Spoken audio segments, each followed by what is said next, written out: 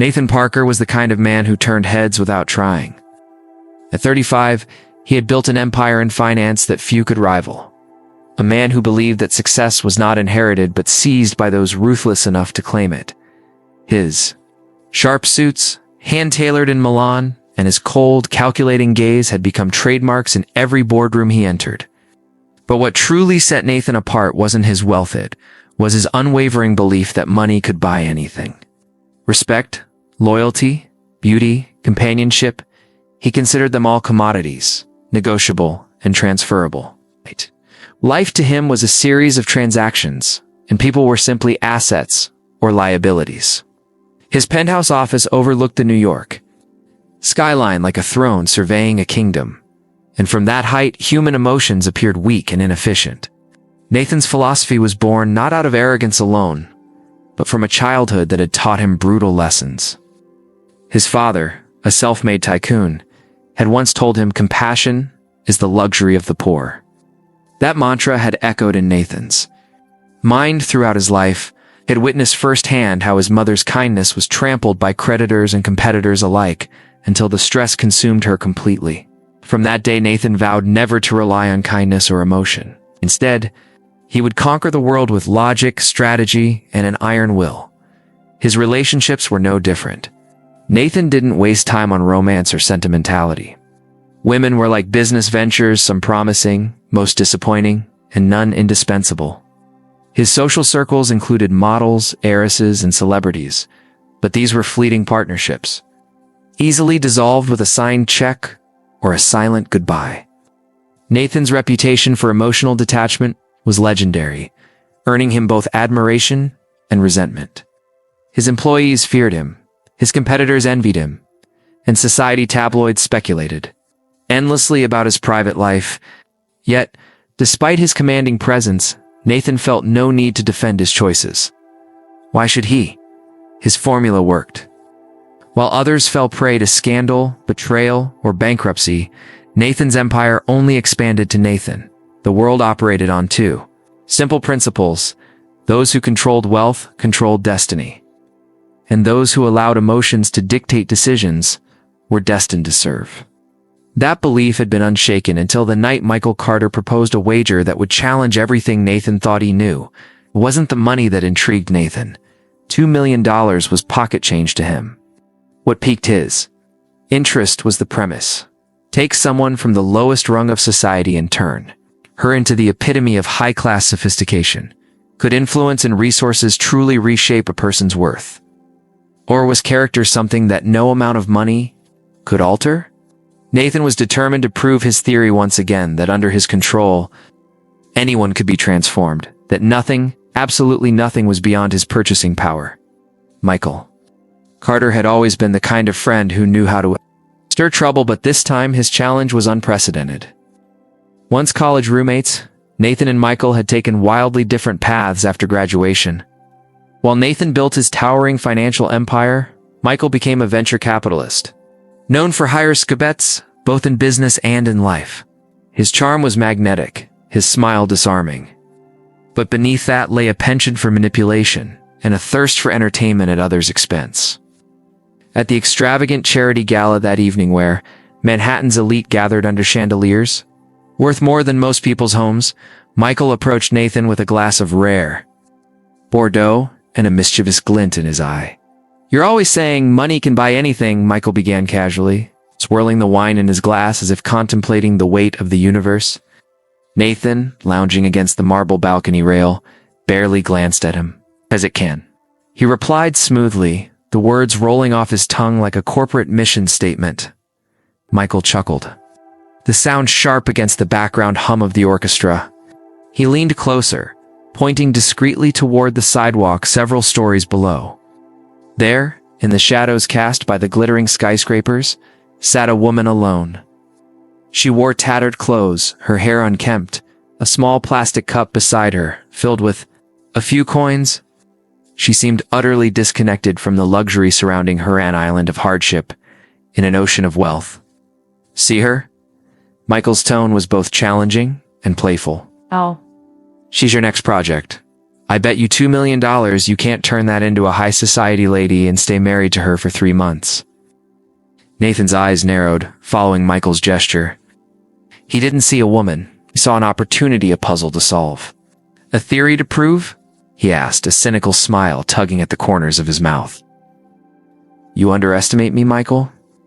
The idea intrigued him, not because of the money, Michael knew that, but because it fed directly into Nathan's lifelong philosophy. If influence and resources were the ultimate tools, surely they could mold anyone into something or someone entirely new.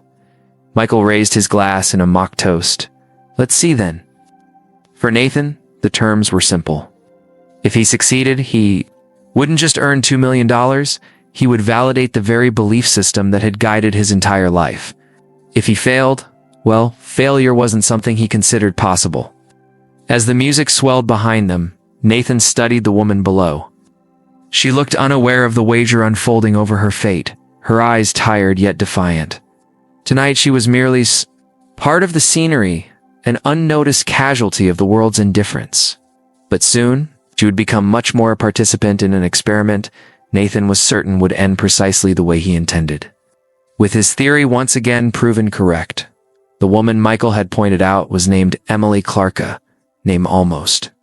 No one cared to remember anymore. Once, she had been a promising young woman, with dreams of becoming a teacher or an artist. She had even earned a scholarship to a respected university, determined to escape the cycle of poverty that had plagued her family for generations. But life, as it often does, had other plans. A series of cruel setbacks, a medical emergency that drained her savings, the loss of her mother, a betrayal from a close friend, left Emily with nothing. One by one, her safety nets disappeared until the streets became her only refuge. Even there, she fought to keep her dignity intact. She refused to beg directly. Instead, she sat quietly, holding a small cardboard sign that read, "Anything helps."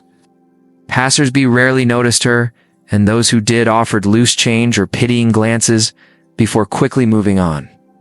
That night, as Emily sat beneath the cold glow of a street lamp, she watched the world pass by at a distance she no longer hoped to cross. She wasn't just physically isolated. She had emotionally detached herself from a society that had abandoned her. Every glance, every coin dropped into her cup was a reminder that people saw her only as a problem to avoid, not as a person worth knowing. She no longer expected kindness. She no longer expected change. Her goal was simple: survive the night, then the next, and the next. Until perhaps anything shifted. What Emily didn't expect was for a man in a suit that probably cost more than she'd earned in a year to approach her, let alone speak to her. She looked up cautiously when Nathan Parker stopped in front of her, his expression unreadable. Where his words were not the usual sympathetic phrases or empty promises of help. "I have a proposition for you," he said, his voice more like a command than a request. Emily instinctively pulled back, eyeing him with suspicion. She had learned long ago that offers from strangers, especially well-dressed men, often led to trouble. But Nathan's proposition was unlike any she had ever heard. Marriage? 3 months. $1 million. The sheer absurdity of it made her laugh bitterly. She wasn't anyone's experiment. And yet, as he explained further, laying out terms, promising contracts and security, Emily felt the cruel weight of reality pressing against her instincts. Hunger gnawed at her stomach. The cold seeped through her threadbare clothes. Pride was a luxury she couldn't afford much longer. Still, she hesitated. "Why me?" she asked finally, searching his face for some sign of humanity. "'Cause you're here," Nathan replied bluntly. It wasn't the answer she had hoped for.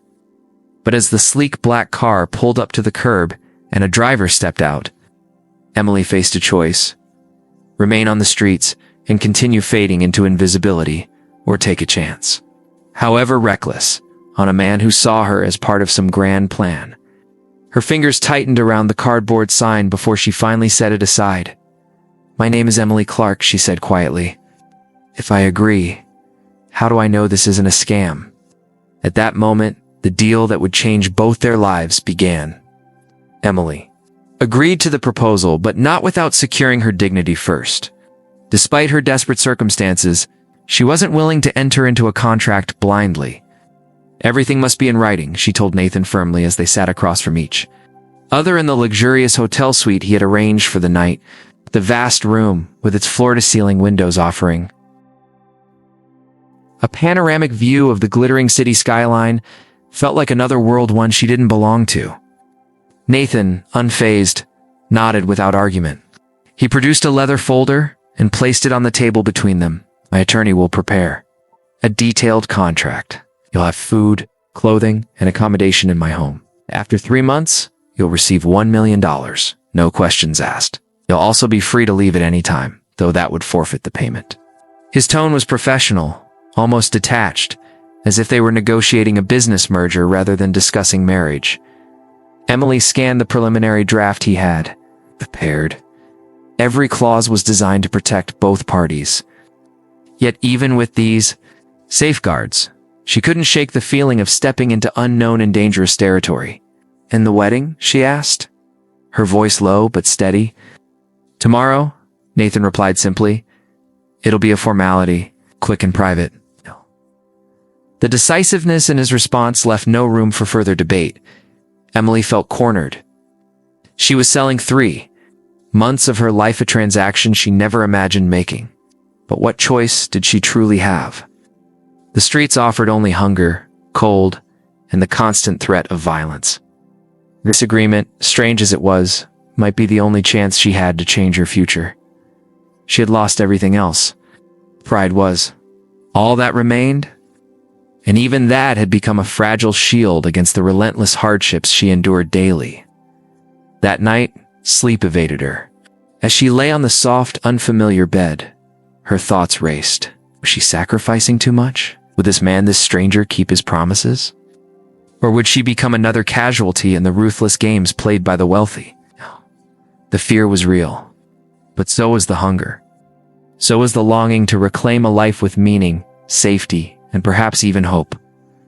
The following morning, a gentle knock at the door roused her from a restless sleep. A housekeeper entered carrying a tray with breakfast and a neatly folded set of new clothes. The garments were simple, but elegant neutral tones, fine fabrics tailored to fit her perfectly. As Emily ate, the weight of her decision sank in. She was about to cross a threshold from which there would be no return. Nathan arrived shortly after, impeccably dressed as always. He placed the final version of the contract before her. His expression remained unreadable, though something in his eyes seemed less cold than before. "Read it carefully. Sign it if you still agree." Emily's hands trembled slightly as she took the pen. With each stroke of her signature, she felt as though she was surrendering a part of herself, but also taking the first step toward reclaiming control over her destiny. By 2 o'clock that afternoon, they stood before a judge in a sterile courthouse room. No family, no friends. It's just Nathan, Emily, the driver, and a lawyer as witnesses. When the final signature was made, Emily Clark became Emily Parker. The deal was sealed. The experiment had begun. Emily agreed to the proposal, but not without securing her dignity first. Despite her desperate circumstances, she wasn't willing to enter into a contract blindly. Everything must be in writing, she told Nathan firmly as they sat across from each other in the luxurious hotel suite he had arranged for the night. The vast room, with its floor-to-ceiling windows offering a panoramic view of the glittering city skyline, felt like another world, one she didn't belong to. Nathan, unfazed, nodded without argument. He produced a leather folder and placed it on the table between them. My attorney will prepare a detailed contract. You'll have food, clothing, and accommodation in my home. After 3 months, you'll receive $1 million, no questions asked. You'll also be free to leave at any time, though that would forfeit the payment. His tone was professional, almost detached, as if they were negotiating a business merger rather than discussing marriage. Emily scanned the preliminary draft he had prepared. Every clause was designed to protect both parties. Yet even with these safeguards, she couldn't shake the feeling of stepping into unknown and dangerous territory. "And the wedding?" she asked, her voice low but steady. "Tomorrow," Nathan replied simply. It'll be a formality. Quick and private. The decisiveness in his response left no room for further debate. Emily felt cornered. She was selling 3 months of her life, a transaction she'd never imagined making. But what choice did she truly have? The streets offered only hunger, cold, and the constant threat of violence. This agreement, strange as it was, might be the only chance she had to change her future. She had lost everything else. Pride was all that remained, and even that had become a fragile shield against the relentless hardships she endured daily.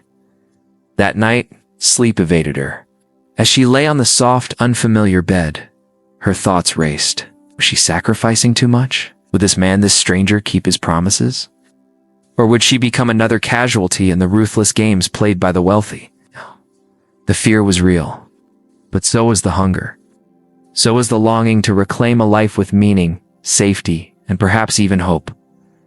The following morning, a gentle knock at the door roused her from a restless sleep. A housekeeper entered carrying a tray with breakfast and a neatly folded set of new clothes. The garments were simple, but elegant neutral tones, fine fabrics tailored to fit her perfectly. As Emily ate, the weight of her decision sank in. She was about to cross a threshold from which there would be no return. Nathan arrived shortly after, impeccably dressed as always. He placed the final version of the contract before her.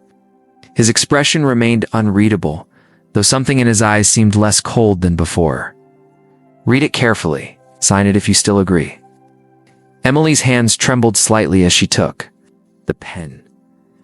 With each stroke of her signature, she felt as though she was surrendering a part of herself, but also taking the first step toward reclaiming control over her destiny.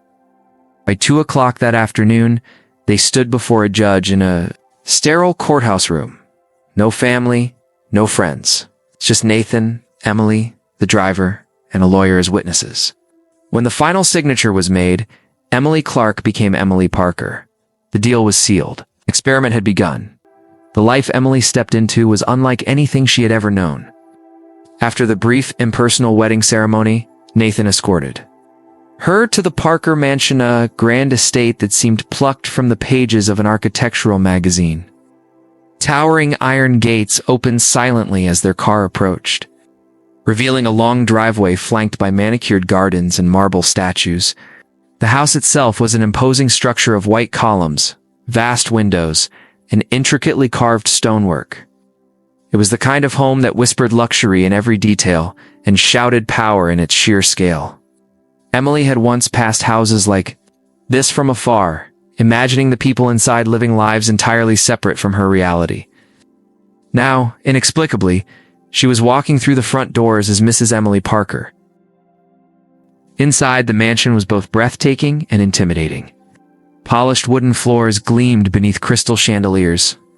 Oil paintings of landscapes and dignified ancestors lined the walls. Discreet but efficient staff awaited instructions, their faces neutral, trained to mask any curiosity about the new arrival. Nathan gave brief orders. Prepare a room for Emily, ensure she had anything she needed, and maintain discretion at all times. He spoke with the same mechanical precision he used in business meetings, as though this entire arrangement was just another transaction. That evening, they dined together in a massive dining room where the tables stretched farther than seemed necessary for 2 people. Nathan sat at one end, Emily at the other. The distance between them felt symbolic. Despite the luxurious setting, the fine china, the silver cutlery, the soft glow of the chandelier, the air was heavy with unspoken tension. Nathan ate with the calm indifference of someone used to this lifestyle. Emily, however, found every bite difficult to swallow. The silence was oppressive until Nathan finally broke it. "Oh, Nathan." "How are you settling in?" he asked casually, as though they were polite acquaintances rather than strangers bound by an unusual contract. "I'm not used to this much," luxury Emily admitted, glancing around the grand room. Nathan allowed himself a faint smile. "You'll get used to it." His confidence was unwavering, even condescending. Emily wondered if he thought comfort and wealth would erase the years of hardship etched into her soul, if he believed that a few designer dresses and expensive meals could transform her into the ideal wife he envisioned. After dinner, Nathan escorted her to the bedroom that had been prepared for her. The room was more like a luxury suite, with soft linens, a private balcony, and tasteful decor. As they reached the doorway, Emily paused. "Why are you really doing this?" she asked, the question that had weighed on her mind since the proposal. Nathan leaned against the wall, arms crossed. "Because I can." His answer was blunt, devoid of sentiment. Emily narrowed her eyes. "People like you don't do things like this without a reason." Nathan didn't respond. Instead, he offered a faint, enigmatic smile before turning and walking away. "Get some rest. Tomorrow your transformation begins." As the door closed behind him, Emily was left alone in the cavernous room. She sat on the edge of the bed, staring at the moonlight filtering through the curtains. She knew the contract had changed her circumstances, but it had not erased her identity. No matter how much Nathan tried to reshape her exterior, Emily Clark's core remained intact, resilient, skeptical, and unwilling to be anyone's pawn without a fight. The transformation Nathan spoke of began swiftly and mercilessly. By dawn, Emily was awakened by a polite but firm knock at her door. Outside stood a team of stylists, etiquette coaches, and personal trainers. Each introduced themselves briskly, their tones clipped and professional. They treated her not as a person, but as a project. "Your wardrobe has been selected," the lead stylist announced, presenting a rack of designer dresses in soft, sophisticated colors. "You'll be attending formal events soon, and your appearance must reflect Mr. Parker's standing." The etiquette coach followed, explaining that Emily would learn how to walk gracefully, dine elegantly, and converse intelligently in high society circles. Posture lessons, voice modulation, and even subtle facial expressions were on the curriculum. At first, Emily resisted. Not outwardly, there was little room for protest, but in her heart, she questioned every step. She despised the superficiality of it all. Expensive clothes could not erase her years of hardship. Perfect posture could not conceal the scars life had left on her spirit. And yet, as the days unfolded, she began to adapt. The lessons were grueling. Morning to evening, she endured fittings, drills, and rehearsals. Her muscles ached from learning to glide rather than walk. Her mind spun from memorizing the nuances of upper-class etiquette. But Emily was no stranger to hard work. If Nathan thought she would crumble under pressure, he had underestimated her resilience. Nathan, for his part, remained mostly distant. He observed the process from afar, occasionally offering quiet observations or approving nods. Unlike the stylists and coaches, he rarely gave orders. Instead, he seemed to be assessing her progress not just in appearance but in attitude. "You're adapting well," he remarked one evening, as she returned from a full day of lessons. "Faster than I expected." Emily crossed her arms, exhaustion and frustration simmering beneath her composed exterior. "Glad to know my performance meets your approval, Mr. Parker."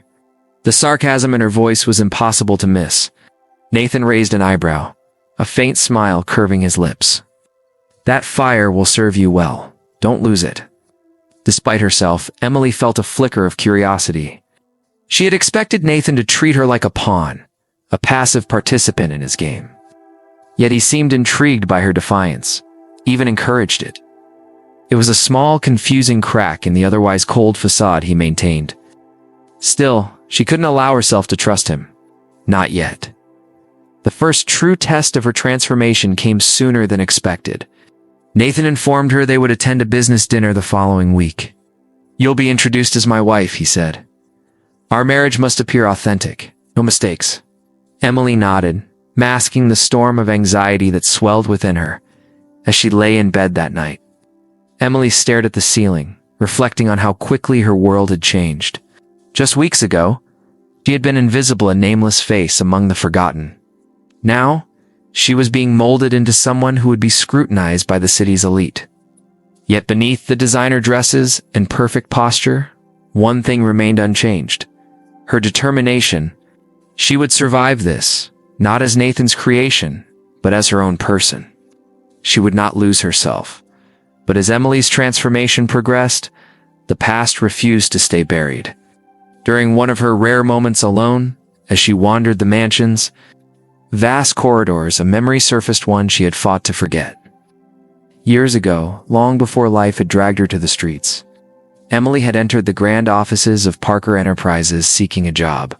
She had prepared meticulously, a polished resume, a modest professional outfit, and a heart full of cautious hope.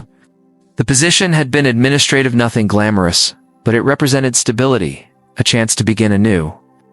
She remembered sitting across from an interviewer with cold eyes and a sharper tongue. Nathan Parker.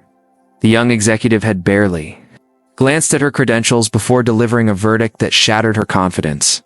"We don't waste time on amateurs," he had said dismissively, his tone laced with contempt.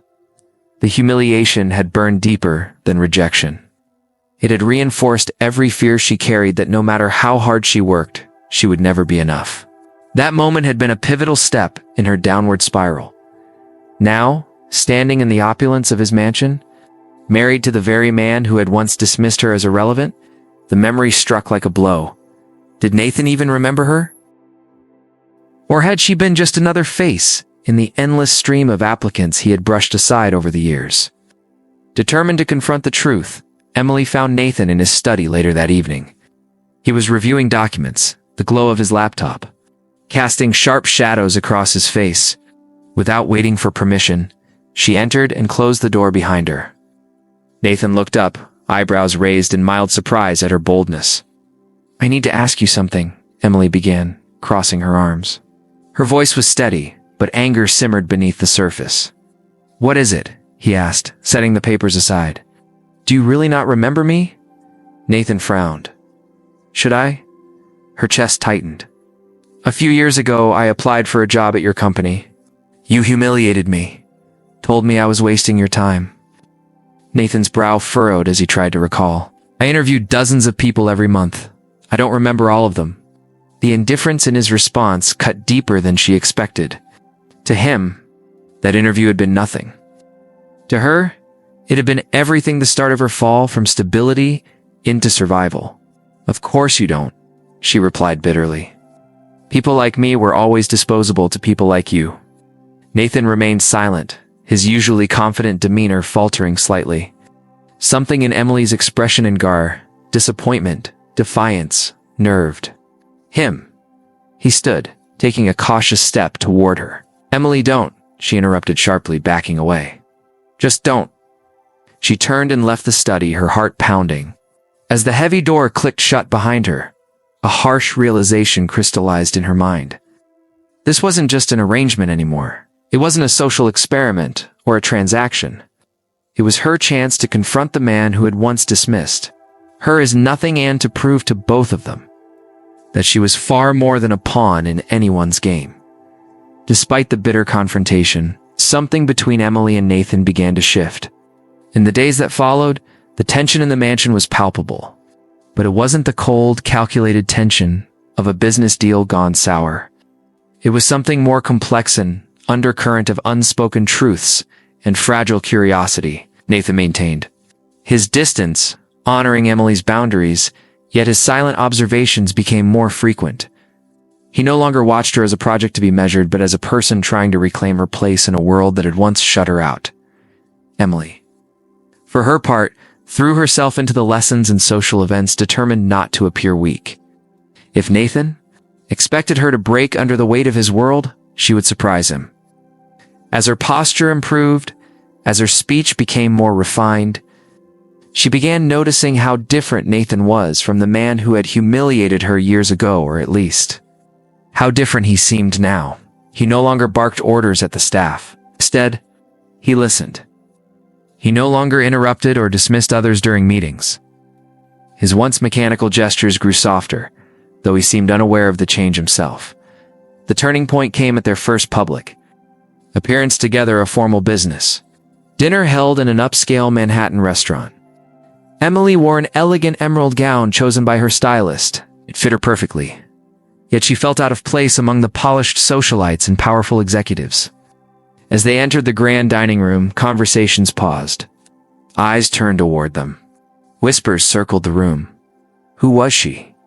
Where did she come from? Emily felt her throat tighten. Nathan leaned closer, and in a rare moment of quiet reassurance whispered, "You're doing fine. Just be yourself." The simple encouragement surprised her. Not because he spoke kindly, she had seen glimpses of that recently, but because he seemed genuinely concerned about her comfort. It's not just his image. Throughout the dinner, Nathan guided the conversation expertly, introducing Emily not as a project or a temporary companion, but as his wife, confident, respected, and poised. When Emily stumbled slightly during a discussion about global markets, Nathan smoothly redirected the conversation without drawing attention to her mistake. His subtle support didn't go unnoticed. By the end of the evening, Emily realized that many in attendance weren't whispering out of disdain, but curiosity and perhaps even admiration. She had held her own. More importantly, she had done it on her terms. During the car ride back to the mansion, Nathan broke the silence. "You impressed?" Then he said, glancing at her from the corner of his eye. "But more than that, you impressed me." Emily studied his face, searching for traces of mockery or condescension. She found none. "I'm not doing this to impress anyone," she replied quietly. "I'm doing this for me." Nathan nodded slowly, the corner of his mouth lifting into the smallest of smiles. "Good." For the first time since the marriage began, Emily saw something behind Nathan's carefully maintained exterior, something vulnerable. And, against her better judgment, she felt the smallest crack form in the walls she had built around her heart. Asterisk, asterisk, but just as trust began to take root, Emily stumbled upon a truth that shattered her fragile hope.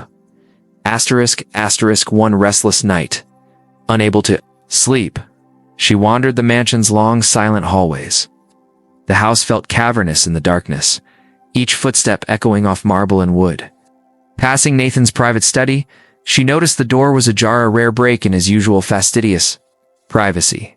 Curiosity, mixed with the unease that had never fully left her, compelled her forward. Inside, the room was dimly lit by the soft glow of a desk lamp. Papers were spread across the massive oak desk. Contracts, business reports, ... and something else. Among the neatly arranged documents lay a printout of an email chain. Emily's eyes locked onto the subject line, "The bet." Her blood turned cold. She stepped closer, hands trembling as she scanned the text. Asterisk, so has she agreed? Read Michael Carter's message. "Yes, it's only a matter of time before I win." Nathan's reply stated with chilling confidence. The words were simple, clinical, and merciless. All the progress they had made, the small moments of understanding, the fragile bond forming between them was nothing more than strategy, a calculation, a game. Emily felt the air rush out of her lungs. The walls of the study seemed to close in. Her hands clenched the papers so tightly they crumpled beneath her fingers. Before she could process what to do next, the door creaked open further. Nathan stood in the doorway, his expression hardening as he saw the documents in her hands. "Wait, are you doing in here?" he asked, his voice low, tense. Emily stared at him, fury and betrayal surging through her veins. "Oh, is this how you see me? Just a bet? A pawn to win some sick game with your friend?" Nathan stepped forward, hands raised slightly as if approaching a wild, wounded animal. "Emily, it's not what you think." She shook her head violently, tears stinging her eyes. Don't lie to me." Nathan sighed, running a hand through his hair, a rare gesture of uncertainty. "It started as a bet, yes, but it's not that simple," Emily interrupted bitterly. "Of course not. It never is with people like you. You play with lives. You use people until they're no longer useful." Nathan tried to explain, but Emily wouldn't hear it. The raw pain of betrayal drowned out every word. She threw the crumpled papers onto the desk and stormed past him, footsteps rapid and uneven as she fled the study. Back in her room, she locked the door and collapsed onto the bed. The luxurious space, once intimidating, now felt like a prison. She had been foolish to believe things could change. Foolish to think Nathan was capable of genuine care. The walls she had cautiously lowered over the past weeks now rebuilt themselves in an instant higher, stronger, and reinforced by anger. "I can't stay here," she whispered to herself, the tears finally falling. Not another day. And somewhere, deep inside, a plan to escape began to form. Emily's decision to leave was no longer just a reaction, it became a necessity for her survival and self-respect. That night, as the mansion lay cloaked in silence, Emily packed what little she owned. A simple bag held the clothes she had brought from the streets, her old worn hoodie and faded jeans, and the few personal items she had managed to collect since arriving. The luxury gowns and designer shoes remained untouched in the grand walk-in closet. They belonged to someone else, not her. She opened the window carefully, the cool night air brushing against her face like a promise of freedom. The trellis just outside, wrapped in the mansion's rose vines, offered a precarious path to the ground. She hesitated for a moment, glancing back at the opulent room. For a brief, painful second, she thought of the tiny moments when things had almost felt real: Nathan's rare smiles, the encouraging whisper at the business dinner, the quiet evenings in the art studio. But those moments were built on a lie. Foundation of deceit could never support trust. Taking a deep breath, Emily slipped through the window. The vines scratched her hands and arms as she climbed down, but she welcomed the discomfort. It reminded her she was still in control of her choices. As her feet touched the cold ground, she looked back one last time. The mansion stood tall and silent, its glowing windows indifferent to her departure. She didn't expect Nathan to notice her absence until morning. By then, she would be long gone. The streets were colder than she remembered. The towering buildings felt like silent witnesses to her desperation. But even as exhaustion clawed at her limbs, Emily forced herself to keep walking. Hush. She passed alleyways where shadows loomed, ignored the occasional catcalls from strangers, and kept her head down. The biting wind cut through her thin clothing, but she pressed on. She couldn't return to the exact park bench where Nathan had first found her. He would search there first. Instead, she wandered aimlessly, allowing the city to swallow her. Whole hours passed. The bright neon lights of the entertainment districts gave way to the muted grays of residential streets. Eventually, Emily reached a small, neglected subway station. The warmth from underground was a small relief, and she curled up on a wooden bench in the far corner, clutching her bag to her chest. She wasn't sure what tomorrow held. All she knew was that she had reclaimed her agency, no matter the cost. Meanwhile, back at the mansion, Nathan woke to an uneasy stillness. He noticed Emily's absence at breakfast, but assumed she was avoiding him after their confrontation. It wasn't until a staff member mentioned that no one had seen her since the previous night that dread began to settle in his chest. Rushing to her room, he found the bed untouched and the window wide open. Marks on the trellis told him everything he needed to know. "She ran," he murmured, a mixture of fear and guilt gripping his throat. Without hesitation, Nathan grabbed his phone and began making calls to his security team, his driver, even private investigators. But beneath the strategic urgency was a deeper, terrifying truth. This wasn't about a bet anymore. He had to find her. Not to win, not to control. But to make things right if it wasn't already too late. As the hours stretched into daylight, Nathan's search for Emily consumed him completely. He wasn't a man accustomed to desperation. In his world, problems were solved with efficiency, leverage, and money. But this was different. No amount of wealth could guarantee finding someone who no longer wanted to be found. His security team swept the streets methodically. Drivers patrolled the routes leading from the mansion. Surveillance feeds from nearby traffic cameras were pulled. Yet none of the tools that had made Nathan powerful gave him the one thing he craved now: her location. By late afternoon, frustration turned into fear. Abandoned the mansion and took to the streets himself, driving a sleek black car through the city's neighborhoods, some affluent, others far from it. For once, Nathan didn't care how he looked to onlookers. Gone was the polished executive. Behind the wheel, he was just a man searching for someone he had wronged. Guilt gnawed at him. He replayed their last conversation over and over. Her tearful eyes, the betrayal in her voice. Is this how you see me? Just a bet. She had every right to believe that, because in the beginning it had been true. The wager had been a cruel game, born of ego and arrogance. But along the way, something had changed. Emily wasn't just a challenge or a pawn anymore. She was a person, a woman, whose resilience had awed him, whose spirit had humbled him, whose kindness had exposed the emptiness in his own life. As night fell, Nathan combed through parks, bus stations, and shelters. The thought of Emily alone in the cold, possibly in danger, twisted his stomach into knots. His mind refused to consider the worst-case scenarios. He had to believe she was out there, alive, waiting perhaps unwillingly for him to make amends. Finally, as the sun began to set, casting the city in a soft amber glow, he spotted her. A familiar figure curled up on a weathered bench inside a quiet subway station. Her frame seemed even smaller than he remembered, huddled beneath a thin blanket someone must have given her. Ow! Her skin was pale, lips slightly blue, and she trembled with fever. The sight froze Nathan in place. "Emily," he called out, his voice rough from exhaustion and worry.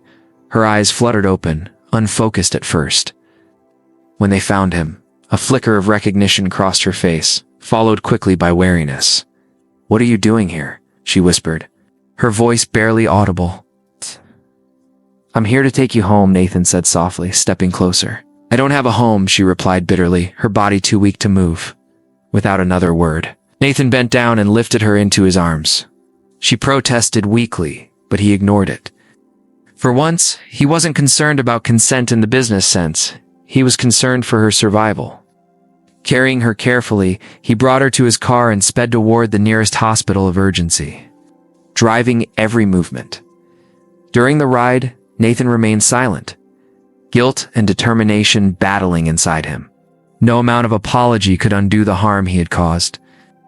But perhaps, if he acted not as a billionaire, not as a strategist, but as a man willing to change, there might still be a chance to make things right, and he would not waste it at the hospital. Nathan refused to leave Emily's side. As soon as they arrived, a team of doctors and nurses rushed her into the emergency ward. Nathan followed until he was stopped at the threshold of the examination room. A nurse held up her hand firmly. "Sir, we need space to work." Got for. First time in years, Nathan felt utterly powerless. He stood by the door, watching as they placed oxygen over Emily's face, inserted an IV into her fragile arm, and attached monitors that beeped steadily into the sterile, fluorescent-lit room. Diagnosis came quickly. Emily was severely dehydrated and running a dangerously high fever brought on by exhaustion and exposure to the cold. "She needs rest, warmth, and close monitoring," the doctor explained. Nathan nodded, barely able to form words. "Do whatever it takes," he ordered quietly. No expense spared. No bureaucratic delays. For once, his wealth wasn't a tool to expand his empire, but a shield to protect the only person he cared about. As the medical team worked, Nathan sat alone in the corridor, head in his hands. The weight of his choices pressed down on him, like never before. How had he let things get so far? He had spent his life controlling outcomes, manipulating situations to his advantage. Yet here was proof that control was an illusion. He'd risked a human Solemulis for a foolish wager. And now she lay in a hospital bed because of him. Hours later, when the doctor finally allowed him to visit, Nathan entered the dimly lit room cautiously. Emily slept soundly, her breathing steadier but shallow. A soft blanket covered her, and a faint warmth had returned to her pale cheeks. A chair sat beside the bed, and Nathan sank into it, his usually impeccable suit rumpled, tie loosened, and hair disheveled from the long night. He stayed there for hours, sometimes watching her, sometimes lost in thought. He remembered her laughter at the dinner party, her determination during the grueling transformation lessons, her quiet dignity. In the face of unimaginable challenges, Emily wasn't just a woman who had entered his life by chance.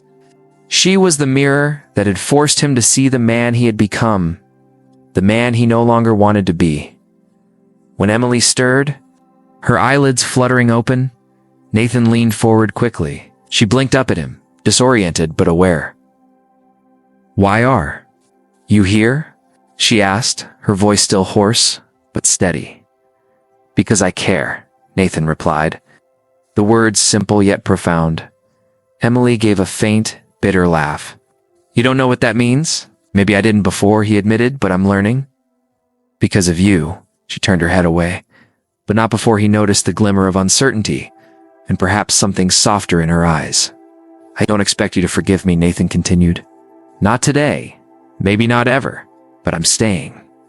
I'll stay as long as it takes to prove that I'm not the man who started this bet. I want to be someone worthy of your respect, of your trust. The silence between them was heavy with unspoken emotions. Emily didn't respond, but she didn't ask him to leave either. For Nathan, that was enough for now. In the days that followed, Nathan's actions began to speak louder than his promises. Emily remained in the hospital under careful observation, her body slowly regaining strength. But the healing of her heart and trust that would take far longer. Nathan understood this now. No grand gesture or expensive gift could erase the pain he had caused. So, he chose a different approach. Stayed. Every day, every night. Brought books she might enjoy, though she rarely read them. Brought flowers, simple ones. Not the extravagant bouquets he would have once chosen. He even tried cooking soup once, though it ended disastrously, and made both of them laugh for the first time in days. One afternoon, as Emily rested, she noticed a folded piece of paper tucked between the pages of the book Nathan had brought. Curiosity got the better of her. She unfolded it and found a handwritten letter, the ink slightly smudged as if written in haste or perhaps nervousness. Emily, it began, I know words aren't enough. I built my entire life believing that people were investments, challenges, or obstacles. Never equals. Never people with lives and dreams as real as my own. You've changed that. Oh. You've changed. Me. Not because you tried to, but because you stood firm when no one else would. I don't expect your forgiveness. I only ask for the chance to earn it. One day at a time. However long it takes.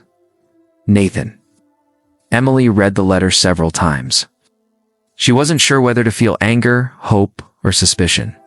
Maybe all three. The man who had once dismissed her at an interview, who had wagered her dignity for entertainment, now seemed genuinely remorseful. And yet, could a person like Nathan truly change? Could anyone? That evening, when Nathan entered her room with his usual quiet knock, she held up the letter. What is this? He paused and then approached slowly. It's what I can't seem to say. Out loud, Emily's eyes narrowed. You used me. You humiliated me. How can I believe anything you say? Nathan didn't flinch. Not yet. That's why I'm not asking for trust. It's just the chance to prove I'm not that man anymore. For the first time, Emily noticed the strain in his eyes. The exhaustion, the sincerity. He wasn't just trying to win her over for pride's sake or ego. He seemed... vulnerable. I want to believe you, she admitted quietly. But trust isn't rebuilt overnight. I know, Nathan replied, and I'm prepared to wait as long as it takes. The following morning, when Emily was discharged, Nathan surprised her again. Instead of taking her back to the mansion immediately, he drove her to a quiet neighborhood and stopped in front of a small, charming building. I had this prepared for you, he said. It's a studio, an art space. I remembered you said once that painting used to bring you peace. Emily stared at the building, the soft morning sun casting warm light over its windows. She was speechless. It wasn't a lavish gift meant to impress. It was thoughtful, personal, a gesture that showed he had listened, not just heard her words, but truly understood them, and for the first time since their arrangement began, Emily felt the slightest hesitant shift in her guarded heart. In the weeks that followed, as the fragile bond between Emily and Nathan began to deepen, not through grand declarations, but through shared purpose. True to his word, Nathan kept his distance emotionally, allowing Emily the space she needed to heal. He continued to provide for her comfort without demanding closeness. But rather than retreating into his business empire as he once would have, he approached her with a proposal not about their relationship, but about helping others. I want to fund community projects, Nathan said one afternoon as they sat. In the small garden behind her new art studio, The air smelled of fresh grass and paint. Real ones. Not just for publicity. And I need someone who understands what people need better than I do. Someone like you. Emily was cautious. She studied him for a long moment. Since when do you care about that? Since I realized that the world I built didn't make me better, it made me alone. His admission was quiet, but sincere. You've shown me how much I've ignored. I want to change that. I need to. Reluctantly, Emily agreed to assist, not for Nathan, but for the people who could benefit. She insisted on having full decision-making power over which projects they supported. Nathan didn't argue. In fact, he seemed relieved to hand over control. Together, they visited homeless shelters, community art centers, and educational programs. Emily spoke with people still struggling as she once had, listening to their stories, their hopes, and their fears. Nathan observed, learning to see these individuals not as statistics or cases, but as human beings. During a visit to a shelter for abused women, Emily comforted a young mother named Sophie, who clutched a newborn with fearful eyes.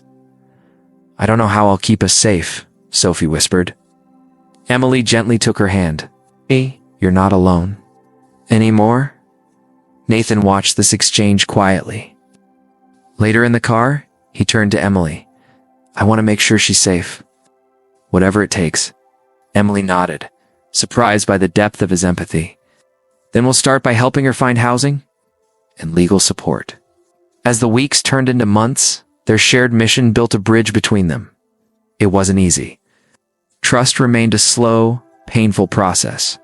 But Nathan proved his commitment daily, not just with his wealth, but with his time, his effort, and, most importantly, his willingness to listen and change. One evening, after a long day visiting a new youth education center they had funded, Nathan and Emily walked through the mansion's garden.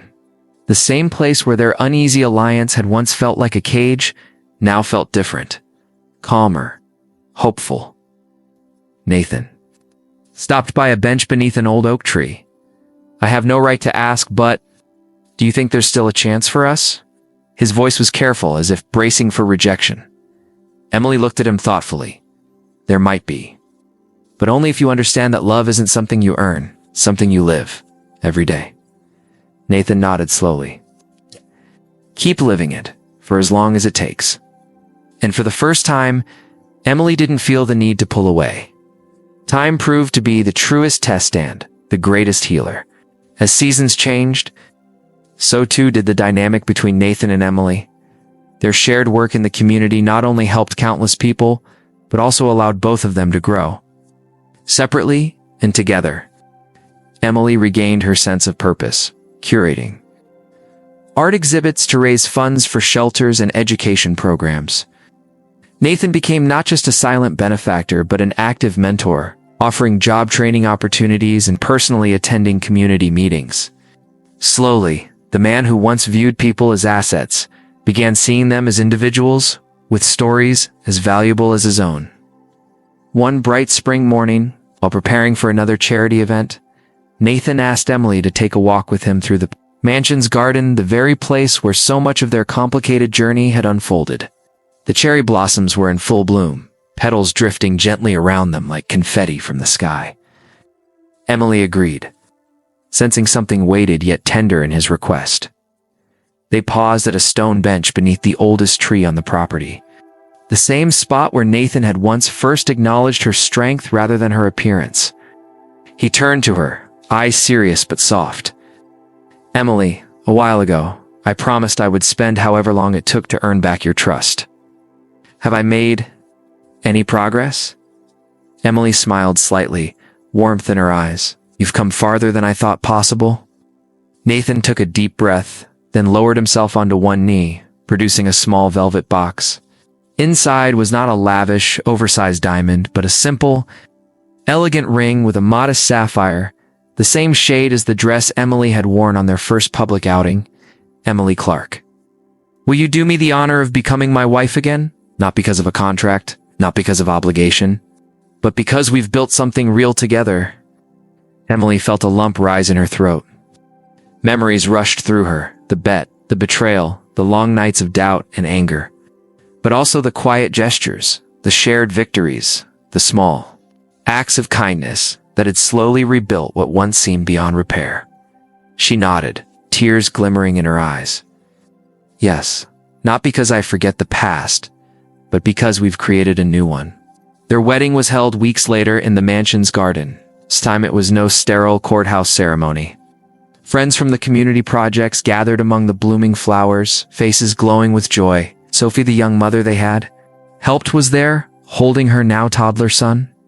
Several teens Nathan had mentored stood proudly by. It wasn't a display of wealth, it was a celebration of growth, redemption, and genuine connection. During the vows, Nathan held Emily's hands. Gently, you've shown me that love isn't about perfection. It's about resilience, forgiveness, and becoming better together. I vow to stand by you, not as someone above you, but as your equal.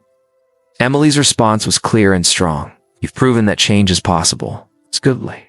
And I vow to walk beside you as we continue building a life not just for us, but for others. They sealed their vows with a kiss beneath the cherry blossoms. It was clear to everyone present, this wasn't a story of a bet gone wrong. It was a story of two flawed souls who, against all odds, had chosen growth, redemption, and above all, love. Did Emily and Nathan's story touch your heart? If you believe everyone deserves a second chance, leave a, share the video, and tell us your thoughts in the comments below. Don't forget to subscribe to the channel and hit the notification bell so you never miss another inspiring story.